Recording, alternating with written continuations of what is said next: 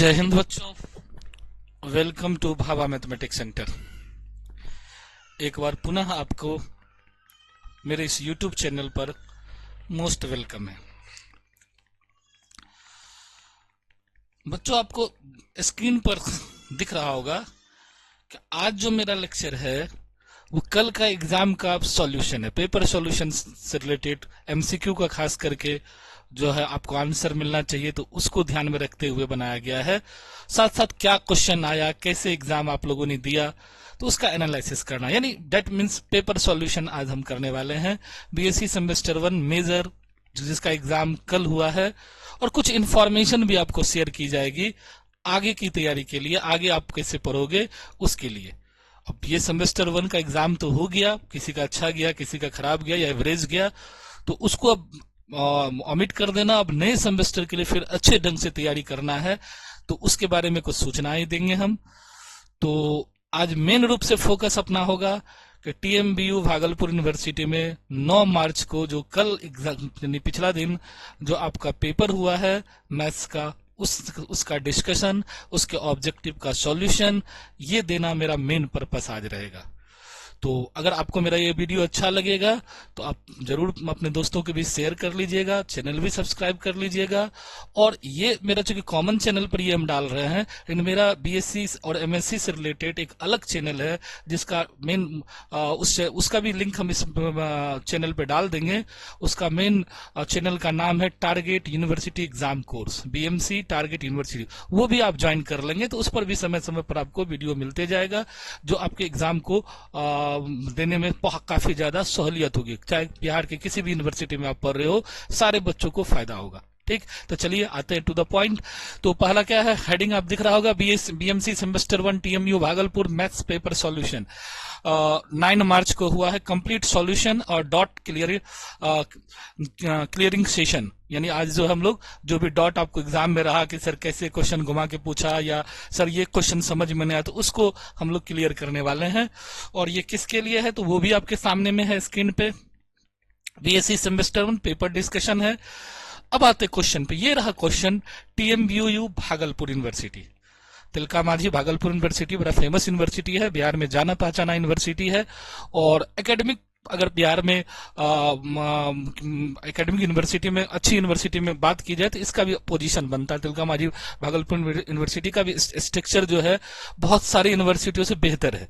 अभी भी यहाँ की जो है एकेडमिक स्तर अच्छा है।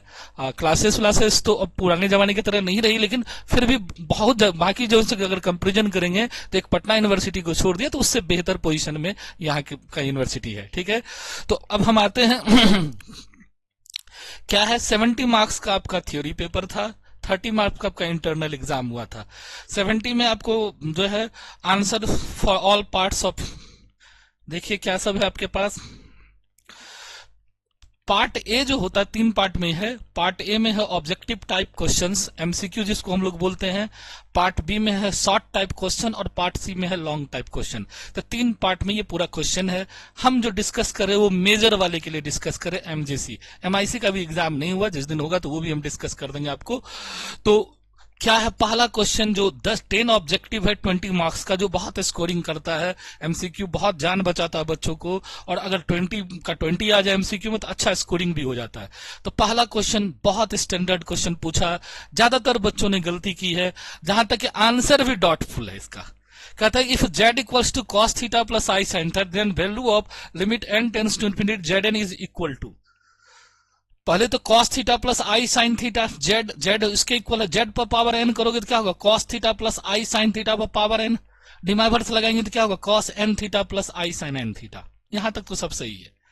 अब रहा कि n का अगर हम प्रिंसिपल वैल्यू यूज कर लें, n को 0 कर दें तो cos 0 प्लस आई साइन 0 1 आ जाएगा।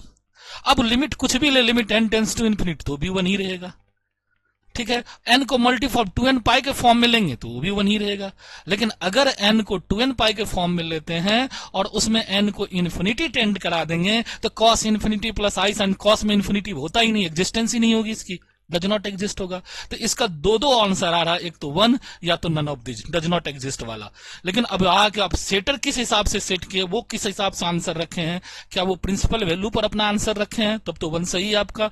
अगर वो नॉर्मल वे में लेंगे, limit n tends z tends to infinity और n tends to infinity z पर पावर n, तब none of this answer correct है। तो दोनों ऑप्शन है। अब ये डिपेंड करेगा कि जो क्वेश्चन सेटर है, मॉडरेटर है, उसने अपना क्या व्यू रख के इस क्वेश्चन को बनाया है। एमसीक्यू में ऐसा होता है क्योंकि कई आंसर आने लगते हैं, तो उसमें उस पर होता है कि अब उनका क्या व्यू है। और नहीं तो संदेह का लाभ, डॉट का लाभ नन ऑफ दिस को मिलना चाहिए। ऑप्शन नंबर 4 ज्यादा करेक्ट मेरे हिसाब से है। लेकिन अगर प्रिंसिपल वैल्यू पूछा था तो ऑप्शन नंबर 1 भी करेक्ट है। क्लियर। तो चलिए आते हैं क्वेश्चन नंबर 2 पे। तो ये आपके पास था option 4। The general term of the Gregory series for tan inverse x is equals to, tan inverse x का जब एक्सपेंशन करेंगे तो आपको याद भी होगा एक्स माइनस था ना अपना लोग को, 1 minus x square by 2 x Q by 3, इस तरह से अपना लोग का जो टर्म था टेन इनवर्स एक्स को एक्सपेंड करोगे तो, या फिर इसको जीपी का फॉर्म में लिख लो 1 बाय 1 प्लस एक्स को, और फिर उसको आधार पर 1 बाय 1 प्लस एक्स स्क्वायर को एक्सप्रेस करो, इंटीग्रेट कर दो, टेन इनवर्स एक्स आ जाएगा। तो वहां से भी हम लोग कर सकते हैं। टेन इनवर्स एक्स से रिलेटेड शॉर्ट में भी एक क्वेश्चन पूछा है, तो अगर वो आप प्रूफ किए होंगे तो आराम से दिख जाएगा एक्सपेंशन क्या होगा, वहां से भी अनेक टर्म निकाल सकते हैं। तो इसका करेक्ट आंसर इसमें भी बच्चे ने जो लगाया वो बिल्कुल सही है। एक्स पर पावर 2n प्लस 1 माइनस 1 पर पावर n। अब n की वैल्यू अगर आप 0 से शुरू करो या 1 से ले लो तो एक्स क्यू आएगा, 0 शुरू करोगे तो x आएगा, तो x एक्स क्यू x5 इस तरह से ऑड वाला सीरीज जो है आपको मिलेगा आपको। तो टेन इनवर्स x का ये एक्सपेंशन आ जाएगा। जो शॉर्ट वाला बनाओगे एक्सपेंड करोगे तो आपको बिल्कुल उसी टाइप का मिलेगा ग्रेगोरी सीरीज से। तो इसका answer B is the right answer, B बिल्कुल करेक्ट आंसर है इसका। और ये क्वेश्चन आप लोग पढ़े भी है, ग्रेगोरी को मैंने इंपॉर्टेंट भी बताया था जब इससे पहले क्लास में मैंने सजेशन बताया तो बोला था आएगा, तो वो ऑब्जेक्टिव में आ गया और उस पर एक क्वेश्चन टेन इनवर्स एक्स वाला शॉर्ट में आया हुआ है। तो दोनों अगर ग्रेगोरी पढ़े तो उस आधार पर आराम से बना सकते थे आप। तो ये दोनों क्वेश्चन, तो इसका भी आंसर आपको क्लियर हो गया कि बी का दूसरा बिल्कुल सही आंसर है। जिन्होंने बनाया है उनका बिल्कुल, इसमें कोई डाउटफुल वाली बात नहीं है। Let A be a set और cardinal number of A equals to n, the number of equivalence relation on a set A is equals to 2 पर power n number of relation का होता था, फैक्टोरियल n वो function 1 1 on 2 function हो तब होता था, या 1 1 ऑन 2 रिलेशन के फॉर्म में हो तब होता था कि function is a special type of relation था, तो उस टाइप में होता था। यहां क्या होगा, तो the number of partitions of A, तो the number of partition equals to number of equivalence relation हो जाता था। तो सी का तीसरा आंसर बेस्ट आंसर है। फंडामेंटल थ्योरम में आपने देखा भी होगा इस तरह का कंडीशन आता था। तो ये तीसरा नंबर आपका आंसर होगा। जिन्होंने तीसरा किया उसका बिल्कुल सही है। जो 2 पर पावर n या फैक्टोरियल n मार्क के आए हैं तो उनका ये गलत हो गया है। नेक्स्ट क्वेश्चन हम लोग आते हैं। If A to B and g B to C, कल इससे पहले भी मैंने चर्चा किया था कि गॉफ फॉक्स से रिलेटेड क्वेश्चन यानी प्रोडक्ट ऑफ मैपिंग या कंपोजिट मैपिंग से रिलेटेड क्वेश्चन एग्जाम में बराबर पूछा जाता है। तो यहां है if A to B g B to C are injective but not surjective then g of is, अगर ए टू बी इंजेक्टिव हो, g B to C injective हो तो गॉफ भी इंजेक्टिव होता है। ऐसा अपना लोग कई थ्योरम में पढ़ चुके हैं। Properties of product of mapping के थ्योरम में ऐसा था। तो इसलिए यहाँ ऑलवेज इंजेक्टिव सही बात है, बट नॉट सर्जेक्टिव, सर्जेक्टिव नहीं होगा यहाँ। ठीक है, जब 1 1 ऑन 2 होता तब हम बोलते थे कि एफ 1 1 है, जी ऑन 2 है, इस टाइप की चर्चा करते थे। लेकिन अभी यहाँ क्या है कि दोनों 1 1 है, तो फिर इसका जो गॉफ होगा वो 1 1 होगा, यानी डी का 1 इज द राइट आंसर। तो जिन्होंने डी का फर्स्ट मारा है उनका बिल्कुल सही आंसर है। तो आपको घबराना नहीं है, बिल्कुल आप सही मार के आओ। ऐसा थ्योरम भी आप लोग पढ़े थे कि F A to B 1 1 on 2 है, G A to B 1 1 on 2 है तो गॉफ भी 1 1 ऑन 2 होगा। तो इसी तरह से एफ ए टू बी 1 1 है, जी ए बी टू सी 1 1 है तो गॉफ भी 1 1 होगा। क्लियर। नेक्स्ट क्वेश्चन पे हम लोग आते हैं कि let A B be positive integers with GCD A B equals to D, then equation A X plus B Y equals to D has unique solution, infinity solution, no solution, none of this. तो यहां जो होगा आपको कि अगर हम लोग GCD D लिए या सी ले लें तो A by D B by D equals to 1 आ जाएगा। अगर डिवाइड हम कर देंगे उसका निकाल के तो इसका क्या होगा, इन्फिनिटली मेनी सॉल्यूशन होगा, क्योंकि 2 वेरिएबल्स की बात है, 1 वेरिएबल नहीं है यहाँ। तो यूनिक सॉल्यूशन मेरे हिसाब से इसका जो आंसर जिन बच्चे ने मारा वो रॉन्ग है। इसका सॉल्यूशन क्या होना चाहिए, इन्फिनिटली मेनी सॉल्यूशन। ई का answer 2 is the right answer. Next आते हैं हम लोग, ये एक मैथमेटिकल इंडक्शन मेथड है, कहता है डिविजिबल बाय, तो आप n की वैल्यू 1 रख के चेक कर लो, सबसे आसान तरीका है। तो 1 रखोगे तो क्या होगा, 4 पर पावर 3 64 हो जाएगा, और फिर 3 पर पावर 4 81 हो जाएगा। 64 में 81 को ऐड कर दो, और उसके बाद देखो इसमें से किससे डिविजिबल है, तो ना तो वो 2 से डिविजिबल हो रहा है, ना 11 9 से हो रहा है, ना 11 से हो रहा है, वो किसी से डिविजिबल नहीं। तो इसका answer none of these is the right answer. बहुत सारे बच्चे ने नन ऑफ दीज मारा है, बिल्कुल सही आपका ये आंसर है। और नेक्स्ट क्वेश्चन पे हम लोग आते हैं। If A is n by n matrix such that a square equals to k for some non zero real k, then rank of a equals to n, rank of a equals to 0, a is idempotent none of these. Idempotent तब होता जब k का मान 1 होता, ठीक है। के का वैल्यू के बारे में, सम नॉन जीरो रियल के, यानी के का वैल्यू जीरो नहीं है, नॉन जीरो रियल, तो 1 भी हो सकता है, 2 भी हो सकता है, 3 भी हो सकता है, कुछ भी हो सकता है वहां। तो इस केस में हम सीधा आइडेंपोटेंट नहीं बोल सकते हैं, तो इसका answer none of these is the right answer. तो जी का जिन्होंने नन ऑफ दीज मारा होगा उनका बिल्कुल सही है। अगर ए स्क्वायर इक्वल्स टू ए क्या होता था, आइडेंपोटेंट मैट्रिक्स होता था। The maximum possible rank of 4x4 matrix whose 3x3 minors are 0। याद करो, रैंक जब हम लोग निकालना शुरू किए तो रैंक का डेफिनेशन मेथड क्या कहता था कि 4x4 का अगर कोई मैट्रिक्स है उसका डिटरमिनेंट 0 हो गया तो 4 उसका रैंक नहीं होगा। उसके बाद हम लोग सब मैट्रिक्स, जिसको माइनर भी बोलते हैं, माइनर आए 3x3 का, 3x3 का ऑल सब मैट्रिक्सेस ऑफ 3x3 या all minor of 3x3 are 0, तो फिर 3 भी रैंक उसका नहीं होगा। यहां वही कह रहा है ऑल 3x3 माइनर्स आर 0, तो 3x3 का जितना भी सब मैट्रिक्स है सारा का सारा 0 हुआ, तो अब उसका रैंक क्या हो सकता है, या तो 2 हो सकता है या 1 हो सकता है। तो कहता मैक्सिमम पॉसिबल, यानी 2 इज द राइट आंसर। तो इन बच्चों का जिन्होंने 4 मारा ये गलत है, ये बच्चे का ही क्वेश्चन है, किसी का हमने लिया है। तो इसका आंसर क्या होगा, right answer 2 is the right answer, क्योंकि मैक्सिमम वैल्यू पूछ रहा है, ये नहीं पूछ रहा क्या होगा। मैक्सिमम नहीं लगा तब तो 1 भी होता, 2 भी होता, कुछ भी हो सकता तब, लेकिन यहां मैक्सिमम पूछा है तो मैक्सिमम इसका वैल्यू जो होगा 2 होगा। तो 2 इस क्वेश्चन का राइट आंसर है। रैंक से रिलेटेड मैंने बोला था क्वेश्चन आता है, इस बार लॉन्ग नहीं पूछ के ऑब्जेक्टिव में पूछ दिया है। अल्फा बीटा, ये तो बहुत फेमस क्वेश्चन है, कई बार क्वेश्चन बैंक का ही, कई बार आप लोग पढ़े भी हो। Alpha beta are the roots of, ये क्यूबिक इक्वेशन है, तो अल्फा बीटा गामा इज, यानी तीनों का प्रोडक्ट ऑफ रूट्स की बात करती है।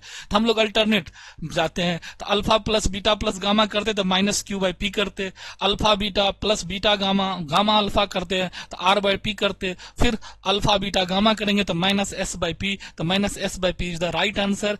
जे का भी आपका 3 बिल्कुल सही है, जिन्होंने मारा है, जिन बच्चों का ये क्वेश्चन है बिल्कुल उसका सही बन रहा है।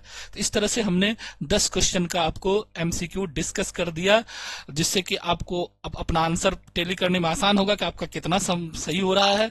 और अगर जो बच्चे देख रहे हो जितना सही हुआ तो जरूर कमेंट करके बताइएगा कि आपका कितना सही हुआ एमसीक्यू, 10 सही हुआ, 8 सही हुआ, 6 सही हुआ, 5 सही हुआ, कमेंट करके जरूर बताइएगा। इससे लगेगा कि नहीं आप कंसस हो। और फिर आगे सब्जेक्टिव और लॉन्ग क्वेश्चन को कैसे आपने हैंडल किया उससे भी कभी डिस्कशन करेंगे, लेकिन उससे पहले एक मैसेज, मैंने कहा था ना कुछ मैसेज भी आपको छोड़ के जाऊंगा। तो मैसेज यही है कि batch start from 23 March, BSc semester 2 8 AM offline और 7:30 PM ऑनलाइन। यानी जो लोग सेमेस्टर 1 का एग्जाम अब दे चुके हो और सेमेस्टर 2 की तैयारी में लगना चाहते हो कि सेमेस्टर 1 आपका अच्छा नहीं रहा या अच्छे ढंग से आप नहीं तैयार कर सके या आप प्रॉपरली जो है नहीं पढ़ सके, तो सेमेस्टर 2 में मेरे साथ जुड़ो। ऑफलाइन भी क्लास है, ऑनलाइन भी क्लास है, आपको दोनों में से कहीं भी जुड़ सकते हो आप। और 23 मार्च से आपका क्लास शुरू हो रहा है। तो अब नंबर बोर्ड पे स्क्रीन पे दिख भी रहा होगा 9097371598, इस पे भी कॉल करके आप जानकारी ले सकते हो। तो आप अपनी अच्छी तैयारी के लिए, सेमेस्टर 2 से अच्छा परफॉर्मेंस दिखाने के लिए आप मेरे क्लास ज्वाइन कर सकते हो। ऑनलाइन ऑफलाइन बोथ मोड में है। ऑनलाइन जो है 7:30 बजे रात में शुरू होगी क्लास 23 मार्च को, और ऑफलाइन जो है 8 AM मॉर्निंग में शुरू होगी। और वो SM कॉलेज रोड छोटी खंजरपुर में मेरा ऑफलाइन सेंटर, उस पर आप जाके क्लास जो है आ सकते हो, ज्वाइन कर सकते हो। ठीक, अब आते हैं हम लोग अगला डिस्कशन पे। ये रहा short question. Answer any 4 question of the following. 5 question में 4 आपको बनाना है और हर एक क्वेश्चन पर 5 मार्क्स है। पहला क्वेश्चन वही है, tan inverse x equals to, यही इसी पर ऑब्जेक्टिव भी पूछा था, आप यहां से भी ऑब्जेक्टिव सॉल्व कर सकते थे। x minus x Q by 3 x 5 by 2 infinity. ठीक है, तो ये कहता है कि इसको प्रूफ करके दिखाइए। गेगोरी सीरीज का स्टेटमेंट भी यही कहता है, डायरेक्ट नहीं पूछा, स्टेट एंड प्रूफ गेगोरी सीरीज। बहुत बच्चा ये कंप्लेंट किया कि सर आप तो बोले थे डिमाइवर्स आएगा, गेगोरी आएगा, कहां आया गेगोरी है, यही तो गेगोरी है। स्टेटमेंट नहीं पूछकर सीधा क्वेश्चन है प्रूफ डेट करके पूछ दिया है। ग्रेगोरी तो ये भी यही कहा था ना। तो ग्रेगोरी सीरीज आया है, बशर्ते उसका स्टेटमेंट स्टेट एंड प्रूव नहीं करके सीधा आपको क्वेश्चन उठा के डाल दिया है। तो अगर आप पढ़े हो, मैंने पिछले सजेशन में भी बताया था, वो बहुत सजेशन लड़ रहा है। आप जो लोग कहोगे कि सर सजेशन कहाँ लड़ता है, देखिए सजेशन बिल्कुल लड़ रहा है, 100% लड़ रहा है। सिर्फ आपकी तैयारी अच्छी होनी चाहिए, आपको कंसेप्ट अच्छा होना चाहिए, आप आराम से लिख लो। डिफाइन इक्विवेलेंस रिलेशन, मैंने कहा ही था कि इक्विवेलेंस रिलेशन का डिफिनेशन और एग्जांपल आप करके जाना। देखिए पूछा है, फंडामेंटल थ्योरम भी कहा था, तो ऐसा नहीं कि हार्ड जो 5-6 क्वेश्चन के 5-6 पूछेगा, कोई एक ही पूछेगा। तो define equivalence relation, give an example पूछा है। मैंने 2 एग्जांपल बच्चों को जब पढ़ाया था ऑफलाइन में, तो बोला था गिव एन 2 एग्जांपल। यहाँ कोई एक एग्जांपल देके निकल सकते हो, 2 एग्जांपल तो और बेहतर बात है। तो ये चीज आपको बहुत आसान क्वेश्चन पूछा सेट थ्योरी से, इतना आसान क्वेश्चन का उम्मीद नहीं था। ठीक है, तो बहुत इजी क्वेश्चन है। अगर आप दोनों क्वेश्चन देखो तो बहुत हिस्ट्रीगो से भी इजी क्वेश्चन है और इससे भी इजी क्वेश्चन पूछा शॉर्ट में। तो 2 शॉर्ट का आपने दृश्य देखा कि कैसा क्वेश्चन है। बाकी जहां एग्जाम नहीं हो वो लोग भी इसी पैटर्न पे तैयारी कीजिए, क्वेश्चन उससे बाहर नहीं जाता है। जो मैंने सजेस्ट किया था, आप अगर देखे होंगे सजेशन वाला मेरा वीडियो देख लीजिएगा, उससे बाहर नहीं जाएगा। उस ट्रिगो वाला मैंने दिया था प्रॉपर वे में, 15-16 क्वेश्चन दिया था, उसी में से सारा लड़ जाता है। चाहे कोनो यूनिवर्सिटी, बिहार के किसी यूनिवर्सिटी में एग्जाम दे, इवन आप देश स्तर पर भी कोई दे, क्वेश्चन का लेवल वही रहेगा। ठीक, चलिए नेक्स्ट आते हैं हम लोग। जो मेरे पास थर्ड क्वेश्चन है, prove that A is a symmetric matrix. उससे पहले 4 क्वेश्चन है। Use Euclidean algorithm to find this express in the form of GCD A B equals to A X plus B. इसी पर ऑब्जेक्टिव भी वहां पूछा है। तो ये यूक्लिडियन एल्गोरिथम पर था, जीसीडी से रिलेटेड नंबर थ्योरी का ये क्वेश्चन है। जो लोग पढ़े होगा आराम से सब जवाब दे सकते हो, बड़ा आसान चीज है। लेकिन नहीं पढ़े हो तो उसको दिक्कत हुई होगी। Prove that if A symmetric matrix of odd order then determinant of A is 0। आराम से कोई भी सिमेट्रिक मैट्रिक्स 3x3 का उठा लो। सिमेट्रिक मैट्रिक्स का डायगोनल एलिमेंट 0 होता है। एंटी जो अदर एलिमेंट है, अल्टरनेटिव एलिमेंट्स है, उसमें माइनस साइन होता है। कोई एक ठो सपोज कर लो, कोई एग्जांपल बना लो, उसका डिटर्मिनेंट निकाल के दिखा दो, अपने आप 0 हो जाएगा। अगर थ्योरेटिकल नहीं हो तो प्रैक्टिकली भी करके देखोगे तो आंसर आसान से बन जाए। ऐसे थ्योरी से भी हम लोग प्रूव कर सकते हैं इसको। और सबसे बेहतरीन रूट्स एंड कोफिशिएंट से, मैंने जब भी क्लास में बताया था कि बच्चों को बताया था, इससे एक क्वेश्चन रहता ही है। अच्छा क्वेश्चन, इस बार तो 2 प्रॉपर्टीज ऑफ इक्वेशन और रूट्स ऑफ एंड कोफिशिएंट दोनों से क्वेश्चन डाल दिया है। तो ये एचपी वाला पढ़ाया है, एपी जीपी एचपी तीनों पर मैंने ऑफलाइन क्लास में काफी प्रैक्टिस कराया बच्चों को। तो जिनको भी पता होगा वो आसानी से इसको सॉल्व कर सकते हैं। एचपी है तो इसका रूट्स अगर अल्फा बीटा गामा, एचपी में तो 1/अल्फा 1/बीटा 1/गामा क्या होगा, एपी में हो जाएगा। अब एपी वाला कंडीशन से बना सकते हो आराम से क्वेश्चन को। अगर एचपी अगर भूल भी गए तो उल्टा करके रिवर्स करके एपी में करके आराम से आप इसको सॉल्व कर सकते हो, अल्फा बीटा गामा का वैल्यू निकाल सकते हो। तो ये भी क्वेश्चन क्लास में पढ़ाया हुआ है और सजेस्ट का ही पार्ट है। रूट्स एंड कोएफिशिएंट से मैंने कई बार डिस्कस किया था कि एपीजीपीएससी से रिलेटेड क्वेश्चन आता है, कंडीशन बेस्ड क्वेश्चन पूछा जाता है। ये भी क्वेश्चन आया। तो आप देख रहे हो कि 5 में से 5 का 5 जो है आपको जो क्लास की पढ़ाई है या सजेस्ट है उसी में से आ रहा है, कोई बाहर से नहीं पूछ रहा है। नेक्स्ट क्वेश्चन पे हम लोग आते हैं। अब शुरू होता लॉन्ग टाइप क्वेश्चंस। अब आपकी शुरू होती है लॉन्ग टाइप क्वेश्चन। लॉन्ग में आपको 5 में 3 करना है और बड़ा अच्छा क्वेश्चन है। थोड़ा सा घुमाया जरूर है लेकिन ऐसा नहीं कि नहीं बना सकते हो। कि हमने बताया था कि डिमावर्स का application nth roots of unity निकालने में करते हैं, cube roots of unity, fourth roots of unity, यानी रूट्स ऑफ यूनिटी में को निकालने में हम लोग डिमावर्स का एप्लीकेशन यूज करते हैं। तो nth रूट्स ऑफ यूनिटी हमें मैंने निकाल के क्लास में बताया भी है और सजेशन में भी दिया था कि nth रूट्स ऑफ यूनिटी जब निकालेंगे तो क्या किस फॉर्म में निकलेगा, 1 omega omega square dot dot dot omega N. और वो क्या होता है, जीपी में होता है, वो भी आप जानते हो। उसका सम करोगे तो 0 हो जाता है, प्रोडक्ट करोगे तो 1 - 1 पर पावर n के फॉर्म में आता है, इवन ऑड का वहां कंसेप्ट है। और फिर उसके सम को pth पावर से कहता है मल्टीपल करने के लिए।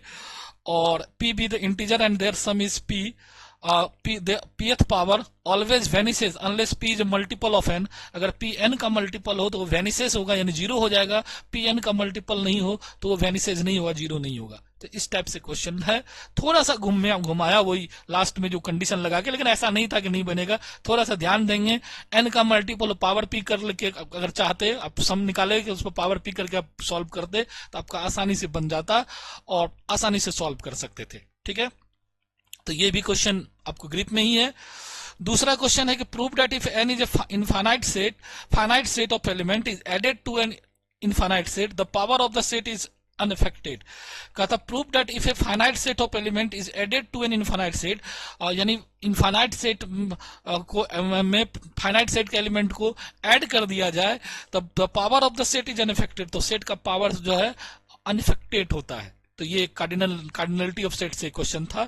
ये थोड़ा सा अनएक्सपेक्टेड क्वेश्चन कह सकते हो आप। हो सकता है इस तरह का क्वेश्चन नहीं पढ़े हो, क्योंकि सेट थ्योरी में बहुत सारा क्वेश्चन था, वो नहीं पूछ के थोड़ा सा अचंभा वाला क्वेश्चन है। ऐसा नहीं कि ये भी नहीं बनता है, आसानी से बनता है, लेकिन क्योंकि आपको हो सकता है मे भी ये आपको सजेशन में नहीं मिला होगा, क्योंकि हम दिए थे क्वांटिबिलिटी वाला दिए थे, ये नहीं दिए थे। तो एक ये क्वेश्चन आपका मार खा रहा है। दूसरा, solve the equation matrix method, rank method, Cramer's rule, तीन मेथड से इसको हम लोग बताए थे। कोई भी मेथड से आप सॉल्व कर सकते हैं। रैंक मेथड का यूज करें तो ज्यादा बेहतर है। नहीं रैंक हो तो 12th में मैट्रिक्स मेथड आप पढ़े तो वहां से भी बना सकते थे। तो बिल्कुल मैट्रिक्स का ये इजी क्वेश्चन है। जब बनाए थे तो बताए थे कि रैंक अगर नहीं पूछेगा तो ये साइमल्टेनियस इक्वेशन का सॉल्यूशन वाला क्वेश्चन पूछता है एग्जाम में। 12th में भी पूछता था, यहां भी पूछा है। तो ये बड़ा इजी क्वेश्चन है। ये आपके ग्रिप में क्वेश्चन था, ये क्वेश्चन मिस करने का नहीं था आपको। Using the principle of mathematical induction prove that, mathematical induction पे काफी प्रैक्टिस मैंने ऑफलाइन क्लास में कराया था बच्चों को। तो मैथमेटिकल इंडक्शन इजी है, थोड़ा सा ध्यान देंगे तो आसानी से इसको आप बना सकते हो। इस तरह का कई क्वेश्चन आप प्रैक्टिस कर चुके हो। तो ये भी लॉन्ग क्वेश्चन में आपका आसान क्वेश्चन था जो आसानी से बना सकते हो। और ये question prove that every equation of nth degree has n roots and no more. First दिन ही थ्योरी एप्लीकेशन की शुरुआत ही हम लोग यहीं से करते थे, और उस दिन ही कमिंग सून लगा दिया जाता। ये वाला complex root occur in pair, irrational root occur in pair, ये 3-4 क्वेश्चन बहुत ही इंपॉर्टेंट होता है। ये भी एग्जाम में पूछा है। बच्चे अगर तैयार किए होंगे तो आसानी से लिख लिए होंगे। तो इस तरह से आपने देखा कि सजेशन से 3 क्वेश्चन आसानी से आप लिखा जा सकता था, शॉर्ट भी 4 आसानी से लिखा जा सकता था, और ऑब्जेक्टिव मैंने सॉल्व करा दिया। तो बच्चों, आपको कैसा लगा आज का लेक्चर? अगर आपको लग रहा है कि ये आपको मेरे से सीख सकते हो, मेरे से पढ़ के आपको मैथ्स में अच्छा से अच्छा स्कोर कर सकते हो, तो बिल्कुल ऑफलाइन क्लास 23 मार्च, शहीद दिवस है ना भगत सिंह का, तो 23 मार्च को आपका क्लास स्टार्ट हो रहा है, ऑफलाइन ऑनलाइन दोनों मोड में। बिल्कुल जो जानकारी चाहिए तो मेरा नंबर आपको स्क्रीन पे दिख भी रहा, वहां से आप नंबर को ले लेना, 9097371598, उससे जानकारी ले सकते हो। या फिर जो लोग जानते हो तो वहां सेंटर पे आके क्लास कर सकते हो। ऑनलाइन करना होगा तो ऐप इंस्टॉल करके मैसेज कर सकते हो। तो ये सारी चीज जरूर जुड़ना, और अच्छा लगे तो ये वीडियो दोस्तों के बीच शेयर करना। यूट्यूब को भी सब्सक्राइब कर लेना, कि उस पर भी समय समय पर हम आपको कुछ कुछ मटेरियल प्रोवाइड करते रहेंगे जो आपको फायदा देगा, तैयारी करने में आपको अवेयर करेगा। तो नेक्स्ट आते कुछ और इन्फॉर्मेशन है बैचेज वाला। तो वो बैच का इन्फॉर्मेशन है कि ये सब क्लास अभी चल रही है अपना पास ऑनलाइन मोड में। बीएससी सेमेस्टर 3 का भी ऑनलाइन मोड में क्लास होती है, 5 का भी है, और ऑनलाइन ऑफलाइन दोनों है। आगे जो नया हंगामेदार बैच आ रहा है, बेट नेट जेट बेट, जो टीचर प्रोफेसर बनने के लिए एग्जाम होगी उसकी बैच आ रही है, और सीएसआर नेट की बैच कमिंग सून है, और बीपीएससी टीआरई 4 की भी बैच कमिंग सून है। तो ये बैच की इन्फॉर्मेशन है ऑनलाइन मोड के लिए भी, और ऑफलाइन मोड का भी ये इंफॉर्मेशन है कि एक बैच सिर्फ बच्चों को की जिद पर, क्योंकि बहुत पहले मैं 12th का काफी बच्चों को पढ़ाया हुआ, बहुत सारे बच्चे हमसे जुड़े हुए हैं। तो एक बैच फाउंडेशन बैच करके एक ही बैच 6 AM में रखे हैं कुछ दिन के लिए, इस सत्र के लिए। फिर देखेंगे जैसा होगा। फिर बीएससी का सारा बैच है, जो आप चाहो तो जुड़ सकते हो। कम्पिटिटिव बैच है, एमएससी का भी बैच है, और बेट नेट जेट का भी बैच है। ये ऑफलाइन क्लासेस का भी आपको एक लिस्ट दिख रहा होगा, आप चाहो तो स्क्रीनशॉट लेके अपना जो आपके काम का चीज है तो वो आ सकते हो इस आधार पे। तो चलिए, तब तक के लिए धन्यवाद। फिर मिलते एक नए लेक्चर के साथ, नए वीडियो के साथ, और आपको फिर आगे की एग्जाम की शुभकामनाएं देते कि आपका एग्जाम अच्छा जाए। जो दूसरे यूनिवर्सिटी के लोग, वो लोग भी जहां नहीं एग्जाम हुआ तो वो मेरा वीडियो देखिए, अच्छी तैयारी कीजिए, कमेंट कीजिए कि आपकी तैयारी में कहीं कोई दिक्कत है, कोई चीज का लेक्चर की जरूरत है तो हम उसको प्रोवाइड कराएंगे आपको, और घर बैठे भी तैयारी कर सकते हैं। मेरा ऐप पर कोर्स बना हुआ है, स्टोर है 499 का, वो भी आप परचेज करके अपनी तैयारी कर सकते हो। तो काफी सारा मटेरियल आज के डेट में प्रोवाइड किया हुआ है, बस जागरूक होने का जरूरत है, आपको कंटेंट लेने की जरूरत है। तब तक के लिए धन्यवाद, मिलते हैं नए वीडियो के साथ।